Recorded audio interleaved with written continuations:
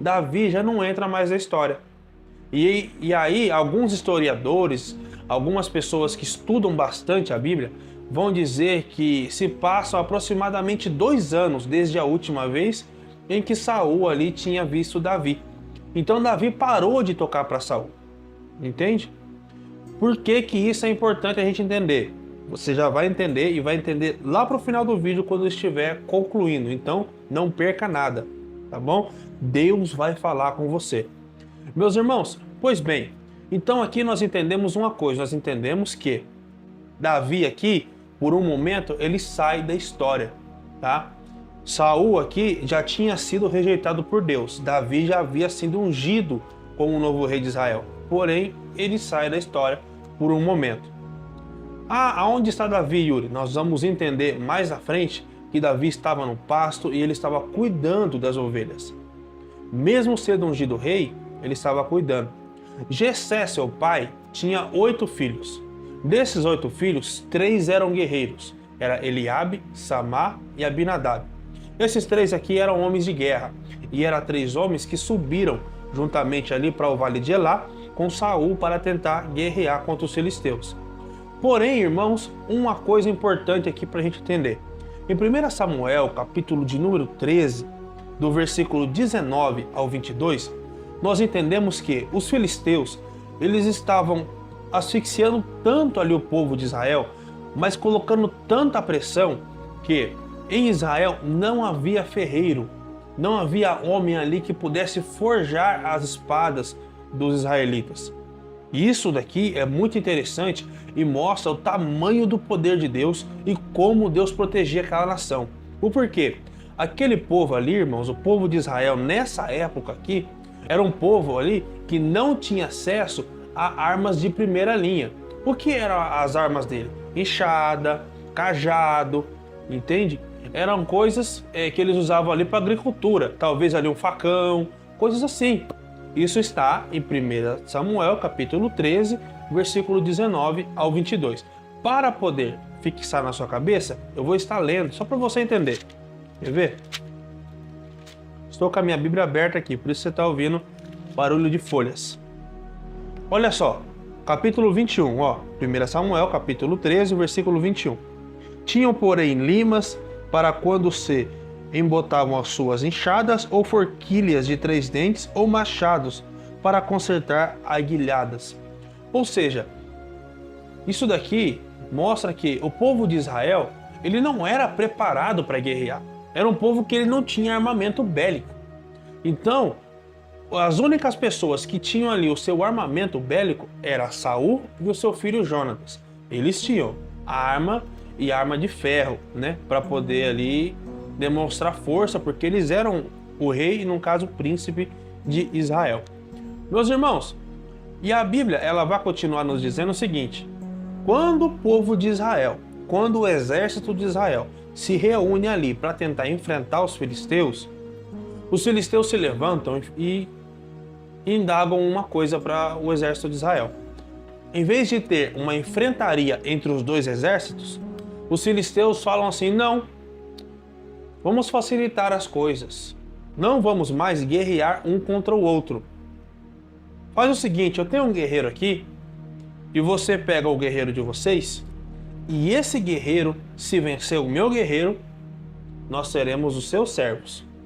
Se o meu guerreiro vencer o guerreiro de vocês, vocês serão os meus servos. Meus irmãos, presta bastante atenção aqui. Quem é esse guerreiro? É o famoso Golias. Quem que deveria enfrentar ali Golias? Quem sabe Saul, né? Mas Saul temeu, teve medo de enfrentar Golias. E olha que Saul era um dos únicos guerreiros que tinham uma espada na mão. Isso é muito importante a gente falar. Então ele tinha ali o jeito de tentar se defender e atacar e aniquilar o seu inimigo. Mas ele temeu. Por que que ele temeu, irmãos? Porque ele sabia do poder bélico dos filisteus. Pois bem, Golias não era um homem pequeno. Golias era um homem extremamente grande. Mais de 2,70 metros, segundo a Bíblia do Expositor, a Bíblia do pregador Jim Swag, que se você não tem, eu indico que você tenha. porque ela vai nos contar detalhes. Ela explica versículo por versículo. Olha só que interessante. Aqui nessa Bíblia, ela vai nos explicar todos os detalhes, por exemplo, de Golias, falando da sua altura, falando da sua couraça, que só sua couraça pesava 57 quilos.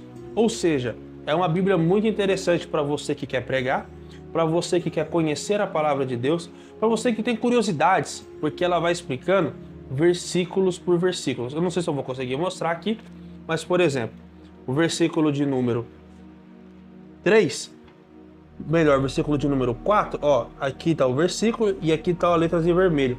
Isso aqui é tudo explicação do versículo. Então é muito interessante, tá? Mas voltando aqui para o nosso texto, para nós não perdermos, se você quiser, eu vou deixar o link na descrição aqui, tá bom? O link está na descrição para você estar adquirindo essa Bíblia. Mas voltando aqui para o nosso texto, irmãos, olha só que interessante. Então, Golias, ele era um homem extremamente grande e extremamente forte, um homem muito forte. Quando Saul olhou e viu aquilo que os filisteus estavam tentando fazer, Saul logo temeu. E aí, eu lendo o texto, eu pensei assim, poxa vida, tá certo, ele temeu. Por que será que Saul não contra-atacou? Porque, irmãos, numa guerra, você não precisa seguir as leis, tudo certinho. Saul, como rei de Israel, poderia falar, não, eu não aceito o desafio. Vamos nos enfrentar. Porém, irmãos, Saul sabia muito bem que se enfrentasse ali os filisteus, provavelmente ele perderia. O porquê? Primeiro, ele não tinha o poder de Deus. O Espírito Santo não estava mais sobre ele. E coisa horrível, irmãos, é quando nós enfrentamos uma guerra, uma batalha, sem o Espírito Santo estar sobre nós. Quando enfrentamos com a nossa força, com a nossa inteligência, não vai dar certo. Nós vamos temer. Sabe por quê?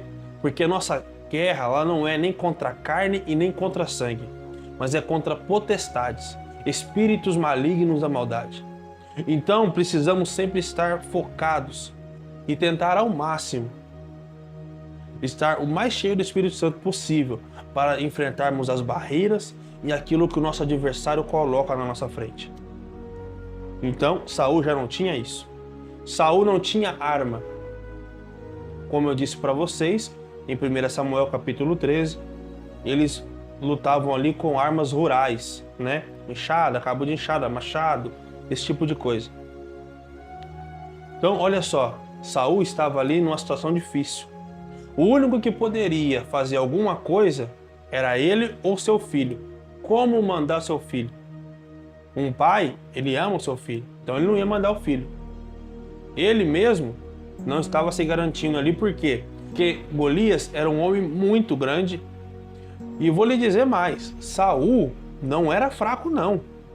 A Bíblia diz que da cintura para cima não tinha homem mais bonito, mais vistoso do que Saul. O que significa isso? Que ele era um homem definido, homem forte, homem musculoso. Ele não era fraco, mas ele sabia que ele não ia conseguir ali vencer Golias.